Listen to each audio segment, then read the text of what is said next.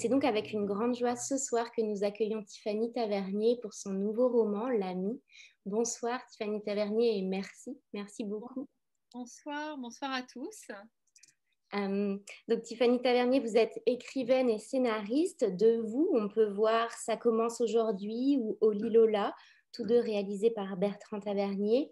Et de vous, on peut lire Dans la nuit aussi le ciel, À table, Comme un miroir, Isabelle Eberhardt, Un destin sans l'islam, mais aussi Roissy, roman grâce auquel nous avons eu le plaisir de vous accueillir, de vous recevoir à la librairie Dialogue. Vous nous y contiez l'histoire d'une femme indécelable, souffrant d'amnésie, qui marche inlassablement dans les allées de l'aéroport parisien. Donc aujourd'hui, c'est au tour de votre nouveau roman, L'Ami, paru aux éditions Sabine Vespizer, que va évoluer notre conversation. Dans L'Ami, on rencontre Thierry, qui, un matin, se trouve face à des voitures de police qui déboulent comme ça devant chez lui et qui s'arrêtent devant la maison d'à côté. La maison, c'est celle de Guy Delric, son voisin, son ami. Et rapidement, on découvre qu'ils sont là pour l'arrêter parce que cet homme a commis l'impensable, il a commis l'horrible. Donc, au travers de votre roman, vous nous dressez le portrait de Thierry, le voisin, l'un des dégâts collatéraux du drame qui se déroule dans le jardin d'à côté. Pourquoi alors votre regard d'écrivaine s'est-il porté sur cette figure du voisin et à quel moment avez-vous su que vous écririez sur cela? Alors, la figure du voisin, c'est la figure de l'à côté, au fait. Hein. Pour moi, c'est le regard, c'est le regard caméra, mais qui est décentré. C'est pas forcément la chose la plus spectaculaire ou l'événement le plus spectaculaire qui focalise mon intérêt ou qui suscite mon intérêt. Souvent, c'est la vision où, pour l'instant, on parle de tous les sujets, c'est souvent le regard décalé. C'est la position de quelqu'un qui regarde de côté et qui peut... ça, je sais que ça m'intéresse. Et je sais que ça m'a toujours intéressé. Pourquoi ce sujet précisément et comment il m'est advenu? Bah, c'est tout simplement en regardant, comme tout le monde d'ailleurs, hein, des journaux télévisés. Et quand vous avez eu des arrestations comme celle de Fourniret ou de Dutroux, ou encore récemment de Dupont-Ligonnès, vous avez toujours au Flash Info justement le petit pas de côté de l'interview du voisin ou de la voisine, horrifié, sidéré, qui raconte que c'est impensable, que cette personne s'avérait être quelqu'un, un voisin absolument adorable, que c'était absolument insoupçonnable d'imaginer qu'il ou elle ait pu commettre quelque chose d'aussi épouvantable. Et je me suis toujours demandé qu'est-ce que devenaient ces gens. Et évidemment, je suis romancière, je me suis dit, mais si ça m'arrivait, tout simplement. Ce sont des choses qui nous arrivent à nous tous à des degrés beaucoup moins importants. Dans les ruptures amoureuses ou dans des amitiés qui tout d'un coup se retournent contre nous, on ne sait pas forcément pourquoi. Ou l'autre, souvent, tout d'un coup, se révèle être tout à fait autre. Mais dans l'histoire, dans cette histoire-là du voisin qui s'avère être un monstre et l'ami, vraiment, il y avait une réponse que je n'avais pas. Qu'est-ce que devenaient ces gens? Et c'est resté longtemps dans ma tête. Qu'est-ce que devenaient les voisins de Dutroux, qui avaient tissé parfois, j'avais cru entendre des amitiés ou des partages. Comment on pouvait survivre à ça, de cette complicité innocente, mais néanmoins complicité, cet aveuglement, comment, comment on pouvait surmonter, surpasser le fait de ne pas avoir vu et d'avoir été en lien avec le mal absolu pendant une année, 2 années, quelques années, sans jamais l'avoir soupçonné. Voilà, ça c'était une question énorme pour moi. Et à quel moment le déclic de l'écriture, le fait de passer par le roman intervient dans votre tête pour traiter justement ce sujet qui vous questionne?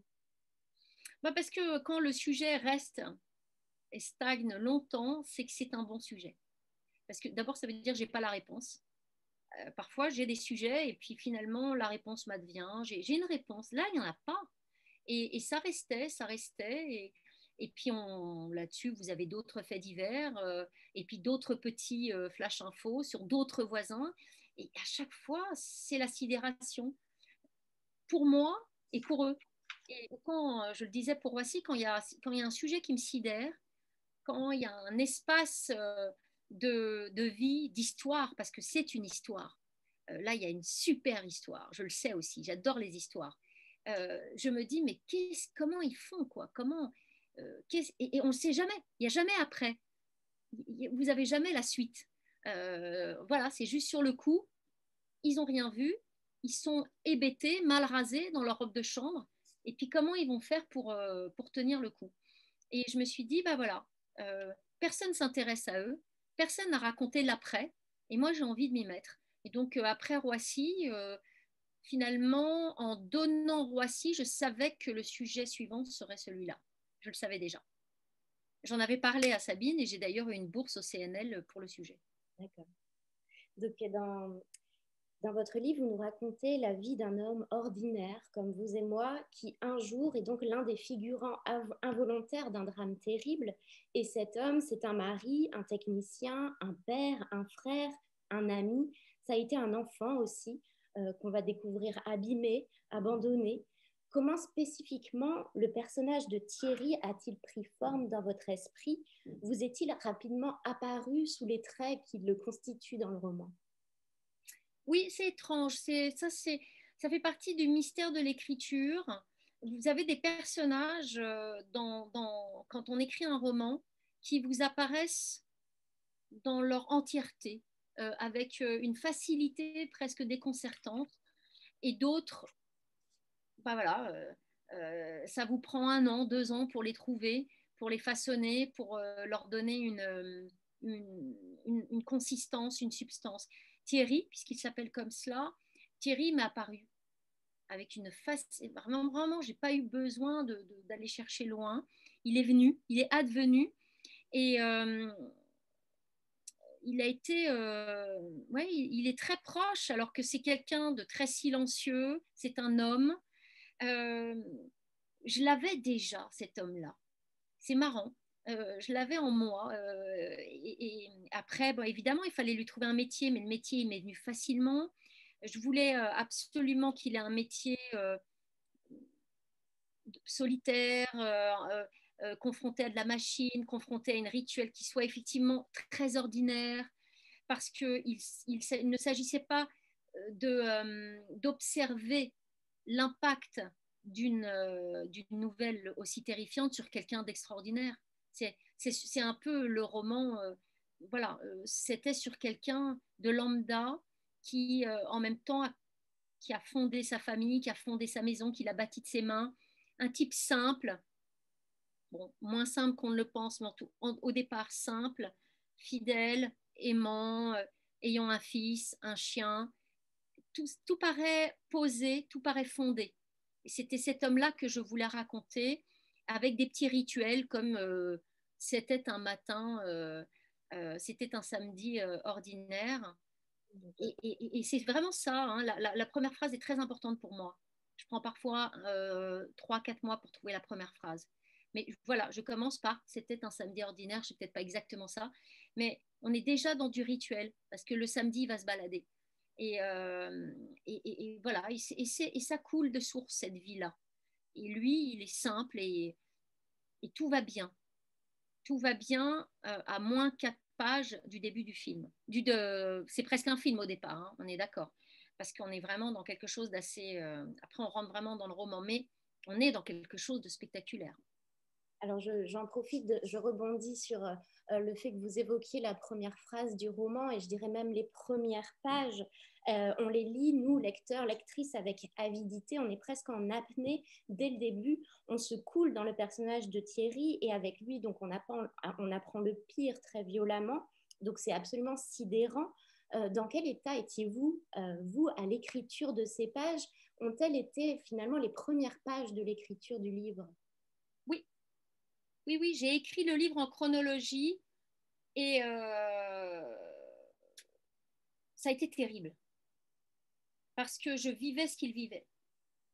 Et franchement, il y a eu des moments où ça a été compliqué parce qu'on rentre dans l'effroi. Et je ne suis pas quelqu'un de l'effroi dans mon écriture. Je savais qu'avec ce roman, je voulais traverser la question du mal absolu. Je voulais que quelqu'un d'ordinaire, soit percuté de plein fouet par le mal absolu. Alors, pourquoi? Parce que ça, c'est une deuxième raison du roman. Et donc la difficulté, d'où la difficulté aussi de l'écriture, c'est que je voulais me coltiner à cette question, parce que c'est une question qui advient dans le poste de télé tous les jours à 20h, dont on parle sur les réseaux à travers des faits divers épouvantables et sanglants. Mais qu'est-ce que ça donne, cette horreur ou cette question-là de l'effroi, quand véritablement elle traverse vos existences? Et de la même façon, moi je suis parisienne, quand je longe le corps d'un migrant ou d'un SDF dans le métro, qui est peut-être mort, parfois je me pose la question, et que je ne m'arrête pas, qu'est-ce qui advient de moi et quelles sont les questions? Parce qu'il n'y a pas un Parisien qui ne se pose pas des questions et qui de temps en temps s'arrête sidéré par cette barbarie quelque part. Mais là, tout d'un coup, la barbarie, ben, elle arrive, quoi. Elle est là et j'avais peut-être aussi envie de travailler l'écriture voilà, dans cette rencontre. Donc, ça n'a pas été simple, parce que c'est pas simple de traiter de... C'est pas simple, puis ça m'effrayait, il y avait quelque chose d'effrayant, il fallait que je sois dans la pulsation de Thierry et dans sa sidération, dans la sidération de sa femme aussi, parce qu'il s'agit d'un couple, hein. Mais donc ça n'a pas été simple au départ. Et ben, tant pis, hein, c'est le boulot. Non, mais là, c'est 20 ans de métier. Parce que sinon, vous arrêtez. Parce que vous êtes dingue. Passer 6 mois à travailler un effroi où je me disais, personne ne lira ça, personne. Donc, mais il fallait que j'en passe par là. Voilà, ça a été assez obsessionnel. Et c'est peut-être aussi ça qui a fait que je suis allée jusqu'au bout, en tout cas, de cette partie-là. Et vous faites le choix de la première personne du singulier d'ailleurs.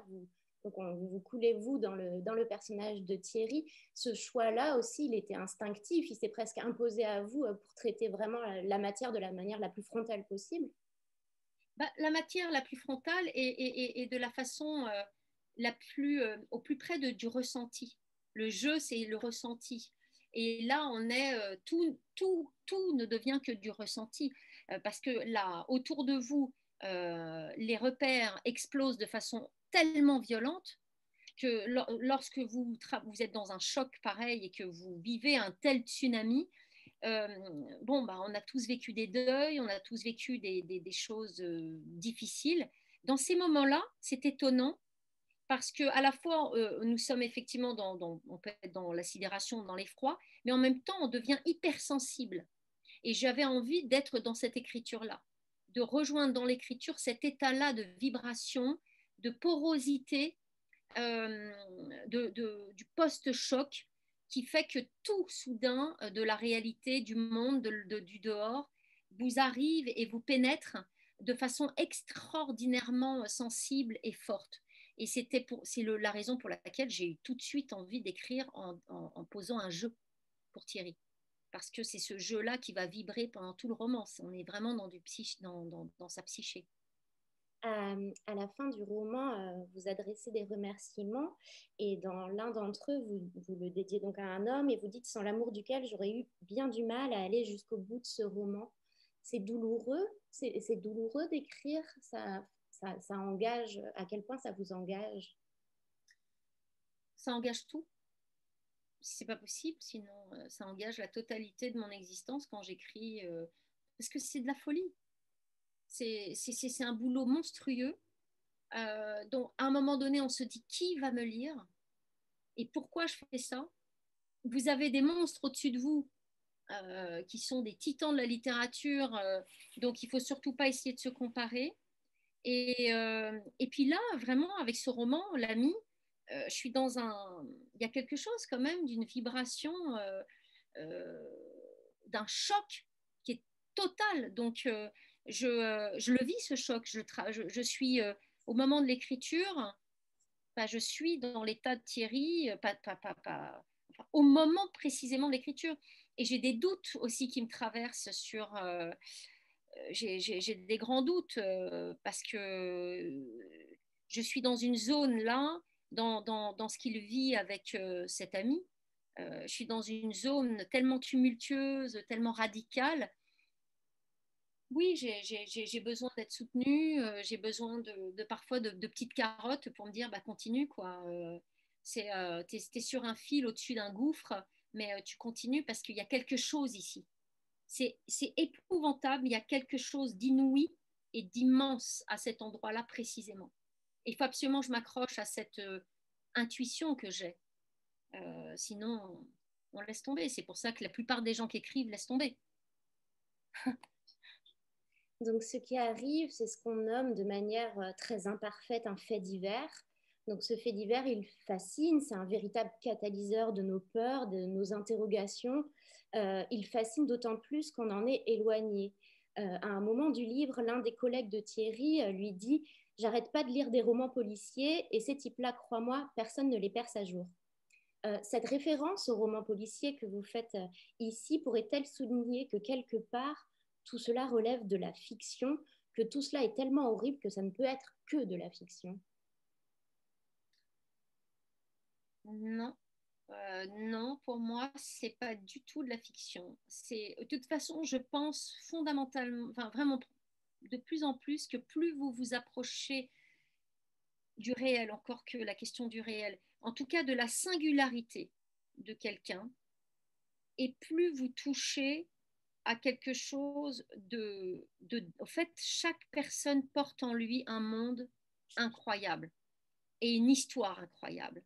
Si tant est que vous preniez le temps de la décortiquer, de la déployer au maximum, qu'il s'agisse d'une personne que vous inventiez ou d'une personne réelle. Euh, Plus vous allez dans l'intimité de cette personne et plus finalement va surgir de cette personne, de son histoire, de ce qu'elle porte, de son regard sur le monde. Vraiment, il faut aller au plus près de ce qu'il ressent. Vous allez déployer quelque chose qui devient de la fiction. Parce que c'est un monde, au fait. Nous portons un imaginaire, chaque personne porte en fait une énorme masse d'imaginaire et d'histoire et de récits et de croyances extraordinaires pour moi. Ça, c'est clair. Et donc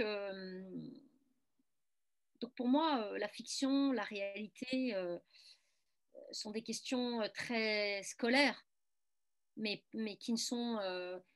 quand vraiment je veux écouter quelqu'un, et si je prends plusieurs heures pour l'écouter, même à l'endroit d'un tout petit moment de son existence, si je prends ça et que je le déploie, c'est, il arrive souvent qu'à l'intérieur de cette petite part de l'existence, c'est énorme au fait. C'est toute la beauté, c'est toute la puissance romanesque de l'homme. Parce que le roman, pour moi, il touche au mystère. En tout cas, quand le roman, pour moi, le roman, la question du roman, c'est la question existentielle. C'est la question du pourquoi nous sommes ici, qui sommes-nous. C'est ça que de traverser le roman. En tout cas, moi, c'est ce que j'essaie d'interroger dans mes romans. C'est vraiment ce qui me pousse. Donc voilà, c'est comme ça que je répondrai à cette question, quoi. Il n'y a pas vraiment de séparation finalement. Donc tout d'un coup, ce fait divers pour Thierry devient extrêmement réel et le réel, il n'exclut rien. Le personnage de Thierry le prend en pleine face. Il dit à un moment, la fureur du réel fait si mal. Pensez-vous qu'un événement, donc ici la découverte que l'on vit près d'un meurtrier, que l'on a comme ami un violeur, puisse créer une rupture profonde entre trois temps, le temps d'avant la découverte, ce temps présent qu'on doit vivre coûte que coûte, et le futur qui survient irrémédiablement? Ah bah oui, ça évidemment, c'est quand Thierry dans le roman, et c'est dès le début, hein, il découvre très rapidement que son ami est un meurtrier. Donc l'homme avec lequel, en plus, il n'a qu'un seul ami, Thierry. C'est un type, c'est pas un type qui déploie, mais même si on a plein d'amis, de savoir que l'un d'eux même, qu'on a fréquenté pendant 5 ans, s'avère être un meurtrier. Et puis pas n'importe quel meurtrier, quelqu'un qui véritablement a tué plusieurs personnes. Euh, c'est un choc absolu, il y a un avant et un après, et toute la question du roman, pour moi, je l'ai déjà dit, hein, comment on se sort d'une telle impasse, parce que la société n'a pas de réponse à cet endroit-là. Ça m'intéresse aussi, parce qu'on vous tapote l'épaule une fois que vous vous trouvez face à cette culpabilité, cette révélation. Comment vous faites? On vous dit, bah, de toute façon, tu ne pouvais pas voir. Ça, c'est les flics. Parce que apparemment, ces types-là, effectivement, sont quand même presque indécelables. Mais, OK. Ou alors, vous avez un copain ou un collègue qui vous dit, comment tu as fait pour pas voir? OK. Et après? Les 20 années qui suivent, comment elles se façonnent et comment vous reconstruisez votre vie de couple, votre relation au monde, votre relation aux autres, justement. Parce que c'est aussi un livre sur l'autre qu'on n'a pas vu, l'autre qui s'est retourné et qui présente de lui une face absolument terrible. Or, c'était un ami. Alors, est-ce qu'il a joué avec vous? Voilà, toutes les questions, elles deviennent. Donc, bien sûr qu'il y a un avant. Et tout, mais pour moi, j'aime bien parler de ça. Dans ce roman, il y a un roman noir et il y a un roman blanc.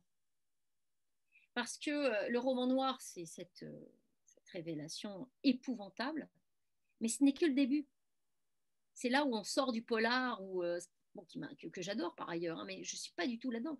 Ce qui m'intéresse, moi, c'est la remontée. Comment est-ce que c'est possible? Comment je remonte à la surface? Est-ce que c'est possible? Et qu'est-ce qui se passe dans ma vie? Qu'est-ce que la vie, comment elle se présente à moi et qu'est-ce qu'elle m'offre pour remonter à la surface? Et là, c'est dingue. Et là, c'est dingue. Parce que là, il y a quelque chose chez l'homme, et on parle souvent du polar et du suspense et du thriller dans le polar, certes, pour découvrir l'horreur, pour savoir qui est le meurtrier, mais il y a un truc qui dépasse pour moi le polar, et c'est dommage qu'on ne le traite pas assez en littérature, c'est la remontée à la surface. Parce que les gens, chaque personne, et la personne la plus ordinaire, a à sa disposition tout d'un coup, ou trouve des chemins de traverse, ou en tout cas les imagine ou les crée, absolument stupéfiants. Et ça, Thierry, tout d'un coup, là, il y a quelque chose de l'ordre, c'est énorme ce qui se passe. Alors, est-ce qu'il y arrive, est-ce qu'il n'y arrive pas? En tous les cas, il se retrouve propulsé par une deuxième vague. Et cette vague, c'est une existence qui a été complètement chamboulée, mais voilà. Est-ce que maintenant, euh, comment je vais faire pour remonter et qu'est-ce que va devenir ma existence dans cette remontée? Et son existence, elle va devenir gigantesque. Ça c'est quelque chose qui me fascine. Il s'avère que donc la découverte de cette horreur en fait va beaucoup ébranler Thierry et va faire bouger énormément de choses en lui. Chacun de nous peut se reconnaître en Thierry. On y retrouve des fondements qui nous constituent toutes et tous d'une certaine manière, l'attachement à notre lieu de vie, notre croyance envers le caractère indestructible du couple, de la famille et bien sûr la force de l'amitié. Donc j'aimerais qu'on parle maintenant de la maison. Elle a un rôle extrêmement particulier et fort, la maison, dans votre roman. C'est une forteresse, c'est une carapace aussi pour Thierry. Qu'est-ce qu'elle signifie profondément pour lui et qu'est-ce qui se brise en découvrant ce qui se passe justement dans la maison d'à côté? La maison, oui, la maison, c'est la maison. D'abord, il l'a battue de ses mains et j'aime beaucoup ça, hein. J'aime beaucoup l'homme. Les mains, c'est très important, c'est pas rien. Il a sué, il a travaillé, il a bossé pour élever cette maison, pour la fonder. Et puis son couple euh, a vu naître leur enfant, ils l'ont élevé. Il y a toute cette vie qui est là dans ces murs-là. Et, et j'aime pour ceux qui ont lu aussi Roissy ou d'autres livres, il est clair que j'aime faire sauter les fondations. Sauf que là, j'ai un personnage qui s'y accroche de toute son âme et de toutes ses forces. Et j'aime aussi montrer comment un couple, face à une catastrophe, va avoir une réaction très différente. C'est pas parce qu'on aime quelqu'un depuis des années que face à une souffrance ou une douleur extrême, la personne que vous aimez va ingérer la douleur et réagir de la même façon que vous. Et donc là, il y a des écarts dans tous les sens. C'est-à-dire qu'il y a une solitude et un sentiment terrible. Parce que souvent, nos solitudes, c'est la réaction de l'autre. On est stupéfait par le fait que l'autre a un ressenti différent, une réaction différente. Et dans le couple aussi, ça se fissure. Et la maison, c'est vraiment le lieu le lieu qui va devenir un vrai problème parce qu'elle veut partir et lui veut rester. Et cet attachement à la maison, il devient obsessionnel. Et qu'est-ce qu'elle représente? Ben, moi, j'aime les maisons et je peux. Et les maisons, c'est toutes nos vies, quoi. Quand on vit depuis 30 ans dans une maison, et je peux comprendre, enfin, en tout cas, je peux comprendre Thierry à cet endroit-là, qu'ils veulent pas, il est tellement de mal à lâcher ça. Et donc, j'avais envie, oui, de quelqu'un qui désespérément essaye de défendre le peu qui reste. Et ce peu qui reste, ce sont ces murs-là. Non, il va pas me prendre jusque-là. Il va pas aller jusqu'à me prendre ça. Et voilà, c'est ça la maison. Alors, ça va plus loin. Je ne peux pas tout divulguer, mais ça va plus loin mais pour nous tous, je pense. Nos maisons, c'est un peu notre mémoire aussi. C'est notre relation au monde, nos maisons. C'est vrai que quand on ouvre la porte, on ferme la porte. Qu'est-ce qu'il y a? C'est le dedans, le dehors. Et le roman, c'est aussi dans le roman, je travaille la question du dedans et du dehors. Il y a l'encerclement par les journalistes, parce qu'il se passe tout d'un coup dehors, ça devient délirant. Et puis il y a dedans. Donc c'est aussi ce jeu dans le roman du dedans, du dehors, de l'intérieur, de l'intériorité de Thierry et de ce qui se passe dehors et de comment je fais avec mon intériorité, ma souffrance, ma sensibilité, comment je fais pour traverser, pour contrer le dehors et pour y réadvenir. Il a cette phrase, en ouvrant la porte, j'ai laissé se propager la débâcle, qui signifie beaucoup dans le roman. Donc vous le disiez, je reviens un peu sur ce que vous disiez tout à l'heure. Donc Thierry, il est amoureux de sa femme. Son fils lui manque aussi, mais il est incapable de dire tout ça. Il est incapable de faire. On sent que c'est un homme empêché. Vous disiez qu'il avait un côté taciturne, mais il a aussi un côté comme ça où on le sent coincé en lui-même. Donc, alors que les mots semblent manquer à Thierry envers les autres, ses pensées pour autant ne cessent d'affluer dans son esprit. Il chemine beaucoup, donc de manière bien sûr imparfaite, mais comme il chemine tout au long de ses pages, vous le disiez, vous y avez déjà un peu répondu, mais j'aimerais peut-être que vous développiez. Dans quelle mesure croyez-vous en la possibilité de se restaurer soi-même quand on est un peu tout brisé? C'est une vaste question là. Moi, je pense, ouais. Vraiment, tout le monde peut se restaurer. Vraiment, j'y crois à ça. Peut-être pas de façon totale, mais je pense qu'à l'intérieur de chaque homme, il y a vraiment une langue. Je suis romancière, mais c'est pas rien une langue. C'est pas juste des mots, un vocabulaire avec une orthographe. Non, une langue, c'est une musique, c'est un monde. Et je pense que chaque personne porte en lui l'enfant qu'il a été, euh, l'enfant dans ce que j'appellerais, là vous me posez vraiment, c'est énorme la question. L'enfant, il a un regard total sur le monde. Il n'y a pas d'écran entre lui, il n'y a pas d'écart entre lui et le monde. Il prend tout. Et chaque personne porte cet enfant qu'il a été un jour, même de façon, même si cet enfant a été brisé, même violenté, même là-dedans, cet enfant a eu des ressentis formidables.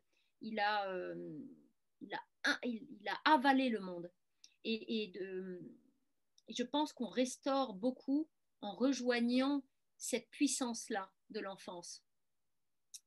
Je ne suis pas la seule à dire ça, mais c'est clair que l'écrivain, il,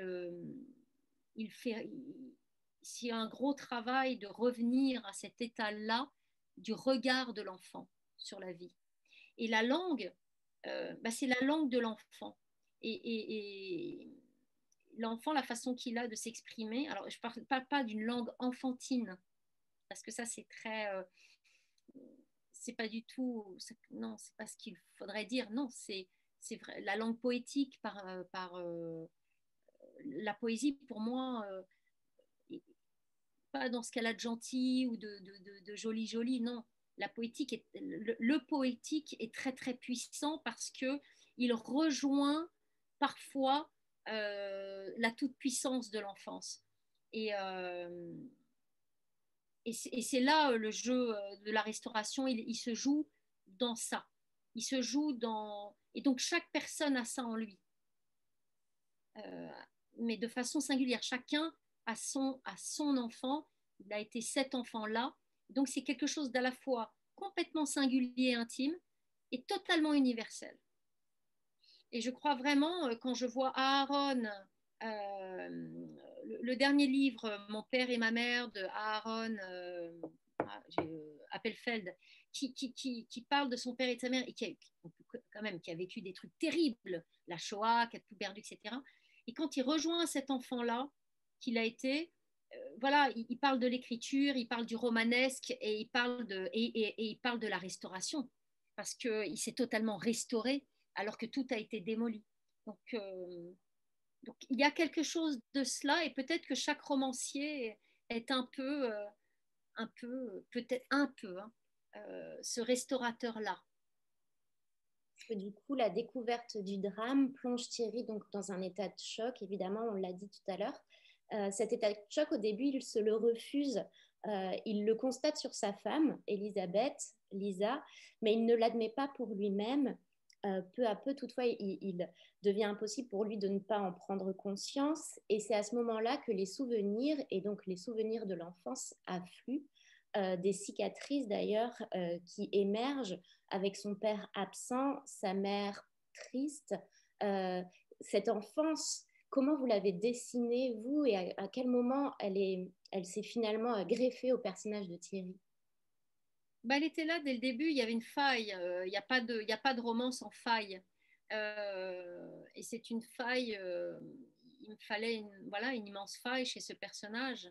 Parce que c'est bien sûr, au départ, notre regard se déporte sur Guy qui a commis l'impensable. Mais finalement, pour moi, la chose la plus essentielle et importante, c'est ce n'est pas tant d'essayer de comprendre comment Guy a pu en arriver là, mais de travailler au corps ce qui déjà en nous n'est pas en nous-mêmes est déjà non compris. euh, des,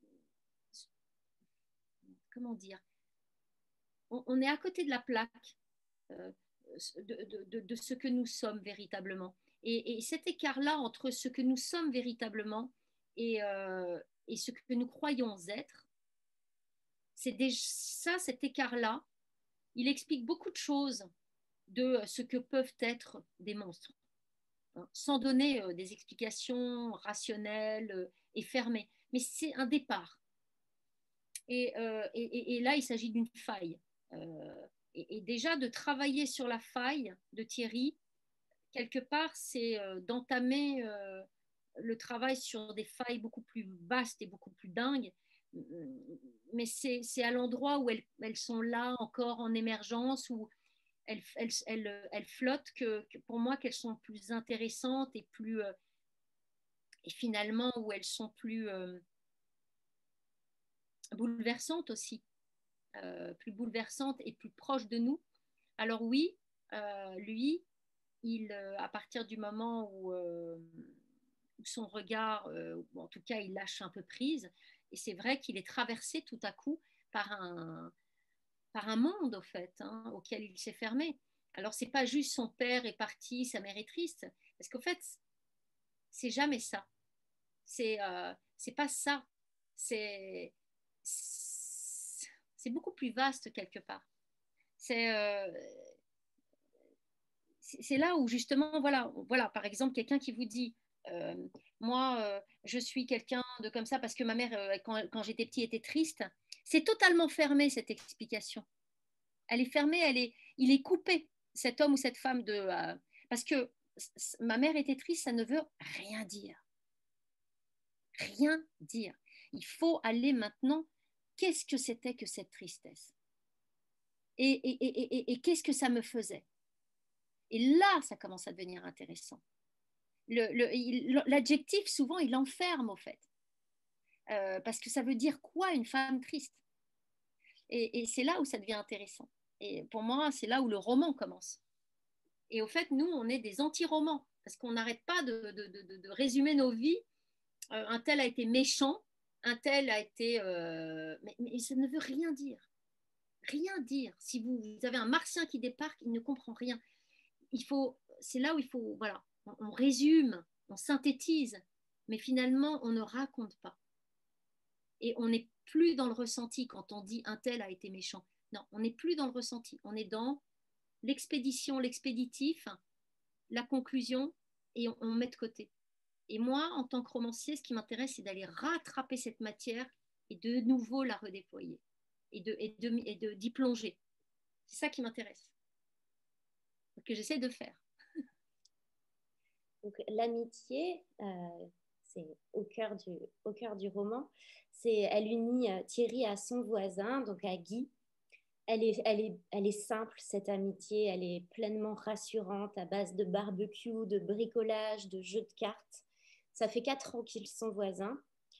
Thierry, qui tient un journal de bord, décrit Guy comme un type bien.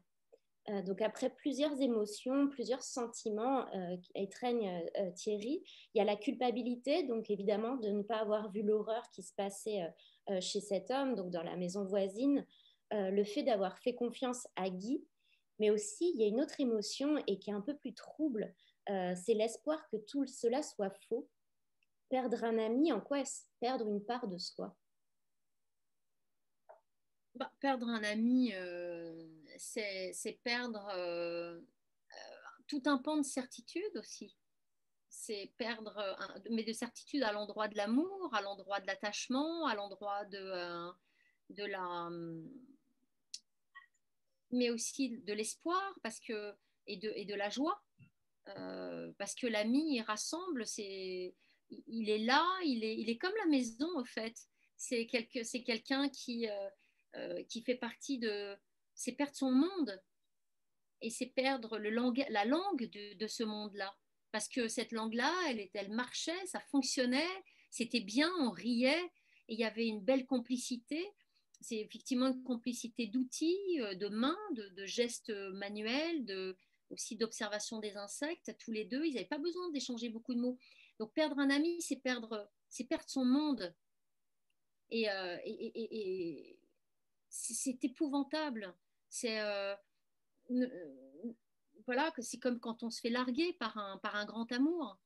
On perd son monde parce que tout était là, tout était là, et c'était beau. C'est perdre la beauté aussi du monde. Et donc, comment je fais pour retrouver cette beauté? Et comment je fais pour me trouver beau? Parce que je me suis tellement plantée, quoi. Et puis en plus, c'est terrible, mais vous perdez un ami. Mais est-ce que vous ne ressentez pas encore de l'amour? Parce qu'il a beau avoir fait des trucs, et vous, vous êtes là. C'est comme un amoureux qui vous fait du mal ou une amoureuse. Bah ouais, mais alors les amis vous disent ah, il est dégueulasse, mais ouais, mais vous êtes là vous pataugez dans vos sentiments, votre amour, dans vos ressentis. Et c'est ça aussi toute l'ambiguïté et toute la douleur, c'est de ne pas pouvoir trancher. On est dans un monde, là, actuellement, on tranche, on a des opinions, c'est d'un coup, c'est oui, non, oui, non. Mais c'est pas ça la vie. C'est pas ça le corps. C'est pas ça le roman. C'est tout dans le gris. C'est tout dans une substance comme ça, hésitante, trouble, faible, puissante, enfantine, hyper immature, hyper mature. Et c'est là où on se dessine, au fait. Et c'est là où véritablement on vibre. Et donc, perdre un ami, c'est terrible. Oui, on se perd soi-même. On se perd soi-même lorsqu'on perd un ami. Pour moi. Hein. Bon. Et du coup, le titre du roman, à quel moment il est apparu? Euh, alors, le titre. Alors, moi, j'avais intitulé le livre Le Voisin d'abord, mais ça, il y a longtemps. Et puis, Tatiana Desrenet a fait un carton avec Le Voisin, donc bon, c'était mort. Et en plus, c'était il n'y a pas longtemps. Et puis, évidemment que l'ami m'est arrivé. Et un moment, j'ai hésité, j'ai dit, est-ce que Maupassant, alors c'était Bel Ami, mais à un moment, je me suis posé, mais il n'y a pas quelqu'un qui a écrit l'ami? Enfin, ça me paraissait incroyable que personne n'ait pris ce titre-là. Et puis si, personne. Alors en tout cas, ben, l'évidence, vous savez. Parfois, les titres, c'est l'évidence, mais ça vient après avoir tout écrit. Et c'est encore bien mieux que le voisin. Donc merci Tatiana de René, parce que c'est vraiment une histoire sur l'ami, quoi. De quelle manière, en tant qu'écrivaine, à un moment où on arrive, on parvient, et le parvient-on, à se dessaisir de l'histoire et des personnages qu'on a mis en scène dans son roman, et d'autant plus ici, par la puissance de votre propos? Euh, non, celui-là, ce roman-là, j'étais, en fait, bon, ça serait trahir le roman et donc je vais pas pouvoir dire pourquoi, mais en tous les cas, euh, je suis allée au bout de ce personnage et j'aime bien la façon dont ça se passe. Donc je peux pas trahir. Mais quand je l'ai porté, quand Sabine m'a dit, mon éditrice Vespizer m'a dit j'aime. Alors ça, c'est d'abord quand je l'ai fini, voilà, il était à moi, j'étais dedans, j'étais avec lui, mais je me disais, tu as écrit un truc absolument stupéfiant et je ne sais pas vraiment si les gens vont adhérer à cette histoire, parce qu'elle est incroyable, elle est incroyable cette histoire. Et je me disais, moi, elle me plaît, mais bon, toi, tu es folle. Donc, est-ce qu'elle va plaire à d'autres? Mais vraiment, j'ai été stupéfaite qu'elle plaise. Vraiment, mais stupéfaite. Euh, et voilà. Et à partir du moment où Sabine, bon, je fais un hommage à ma mère dans le livre parce qu'elle est morte juste après l'écriture du livre. Euh, après d'avoir donné ce roman, finalement, j'ai dit OK, on va voir qu'est-ce que ça donne. Et donc, je me suis dessaisie de lui, de Thierry et de cette histoire, en me disant, de son histoire, en me disant OK, c'est une façon de le donner. J'ai eu beaucoup plus de mal avec Roissy, parce que j'avais passé beaucoup de temps à Roissy, et donc je voulais y aller. Mais là, non. Là, j'ai eu envie de. Je fais le geste hein, de dire OK, Thierry, voyons. Voyons qu'est-ce que ça donne chez les autres, ton histoire à toi. Alors, quelqu'un a écrit un petit truc, je ne sais pas ce qu'il a écrit. Thierry n'a qu'un ami, mais est-ce qu'en avoir plusieurs aurait changé son vécu? Je ne pense pas. Mais c'est vrai que moi, bon, j'ai voulu pousser le curseur.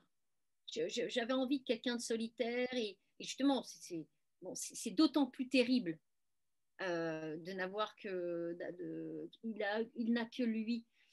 Du coup, il se retrouve d'autant plus isolé et d'autant plus plongé dans un silence. Il n'y a pas quelqu'un qui vient le secourir. Il a personne, au fait, qui peut l'aider.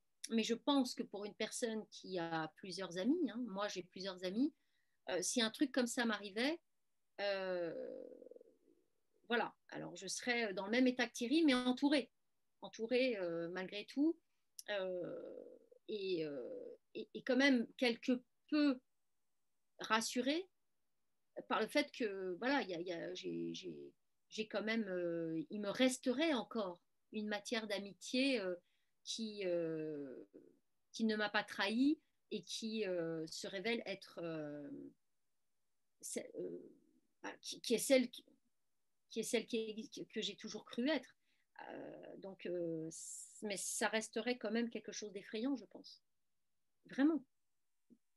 C'est Donc, d'autant plus fort qu'à un moment enfin, on apprend aussi au fil du roman que Thierry a eu un autre ami et que ces deux histoires, ces deux amitiés aussi entrent en écho et enfin, c'est d'autant plus puissant, justement.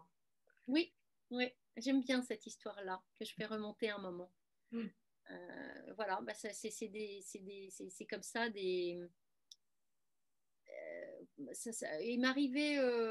il m'est arrivé dans l'écriture, lui, l'autre ami.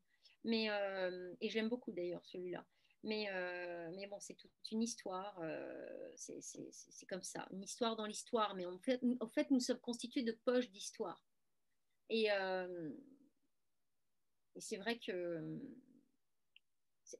alors, pour répondre à la question aussi je ne sais pas qui a posé cette question, je n'ai pas eu son nom, euh, le fait de n'en faire qu'un seul ami, d'avoir qu'un seul ami, ça me permettait aussi dans l'écriture d'être totalement dans la psyché de Thierry et de n'être pas en dialogue avec quelqu'un qui lui pose une question, qui dit comment vas-tu. Je voulais vraiment avoir ça comme écriture.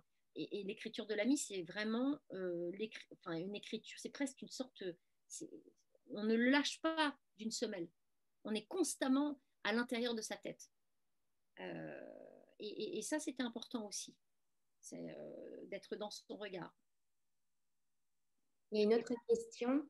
Qui sont vos maîtres en écriture? J'en ai beaucoup, mais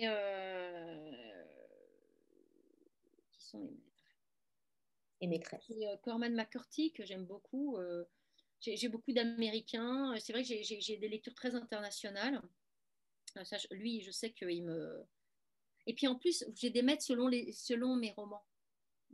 Parce qu'en fonction de l'écriture d'un roman, je vais aller chercher tout d'un coup quelqu'un. C'est une question intéressante, les maîtres. Parce que évidemment que je vais avoir tous mes classiques, mais c'est pas forcément mes maîtres. C'est-à-dire que tout d'un coup, Shakespeare peut devenir un maître pour, et puis en plus, une pièce particulière de Shakespeare et même un monologue pour un roman. Et de la même façon, tout d'un coup, j'ai un livre de poésie contemporaine, parce qu'on a des auteurs contemporains en poésie absolument extraordinaires, et des romanciers d'ailleurs, français, qui vont être des maîtres pour un livre. Donc il y a les maîtres d'un livre, il y a les maîtres de 3 ou 4 livres. Alors c'est vrai que Antonio Lobo Antunes, Corman McCarthy, John Carpenter, bon c'est des gens, c'est des incontournables, mais il y en a plein. Mais c'est quand même des titans. J'ai des titans qui, euh, qui m'aident à avancer, qui m'insufflent quelque part voilà, qui m'insufflent leur puissance, au fait. Et puis leur capacité à embrasser comme ça le monde. J'ai beaucoup besoin de cela et de l'intégrer. Donc, mes maîtres, j'en ai d'autres. Je suis désolée, je ne suis pas là comme ça. Je viens de lire un bouquin sublime euh, de Océan Vong qui vient de sortir, Un bref instant de splendeur. Et voilà, ça a été une claque, par exemple. C'est récent. Mais après, je ne sais pas si ça sera mon maître. Ça dépendra du prochain. Une autre question, c'est pourquoi le prénom Thierry? Bah pourquoi ça je sais pas si enfin c'est très très long pour parfois enfin en tout cas il faut absolument je sais pas pourquoi mais en tout cas les prénoms sont très importants pour moi dans les romans et donc j'ai cherché j'ai eu d'abord Patrick puis non mais pourquoi vous dire que Patrick tout d'un coup ça correspondait pas et c'était Thierry. Euh, je savais que je voulais que son ami, c'est mystérieux, je voulais qu'il n'y ait qu'une syllabe. Voilà. Et donc, je pense qu'il y a beaucoup, beaucoup. Alors là, c'est très inconscient. Hein. Élisabeth, c'était clair. Mais Élisabeth, en hébreu, c'est quand même la gardienne de la maison. Hein. C'est la maison de Dieu. Donc, il y a parfois peut-être des connivences que je fais ou je ne sais pas. Thierry, je ne sais pas. Mais Thierry, voilà, pour moi, les Thierry, c'est des mecs solides. C'est pour moi, c'est idiot. Bon, les Guy ne sont pas tous des tueurs, absolument pas. J'ai des copains qui s'appellent Guy. Mais le côté Guy, ça joue aussi beaucoup. Moi, je travaille beaucoup sur la musique. Et c'est vrai que la langue d'un roman, elle me vient dans une musique. Et donc, le fait qu'il s'appelle Guy, j'aimais bien. Parce qu'il y a un côté où il y a le choc déjà.